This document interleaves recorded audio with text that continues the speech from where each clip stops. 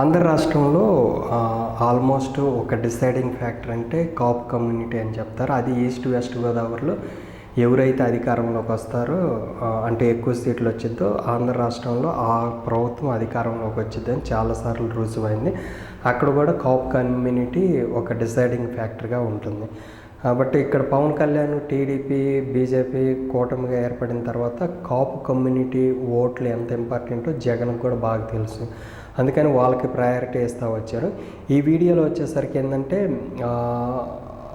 అంటే deciding factor ఉన్న ఈ ఓట్లు ఎవరికి ఎన్ని సీట్లు ఇచ్చారు, ఎవరు గెలుపు అవకాశాలకు ఎక్కువగా ఉందనేది చూద్దాము.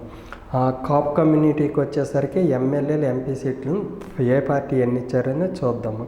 అయితే ఇప్పుడు కూటమికి వస్తున్నాయి కదా, టీడీపీ జనసేన బీజేపీ కూటమి వచ్చేసరికి మొత్తం 23 సీట్లు ఇచ్చింది.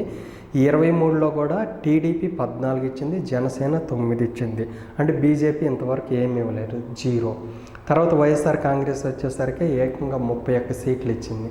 అంటే వాళ్ళకి వీళ్ళకి తేడా చూసుకుంటే 8 సీట్లు ఎక్కువ వైఎస్ఆర్సీపీ ఇచ్చింది. తర్వాత ఎంపీ సీట్లు టీడీపీ జనసేన బీజేపీ కూటమి 3 ఇస్తే వైఎస్ఆర్ కాంగ్రెస్ పార్టీ 5 ఇచ్చింది. సో దీన్ని బట్టి కాపు కమ్యూనిటీ ఓట్లు ఎంత ఇంపార్టెంటో రెండు పార్టీలకు తెలుసు.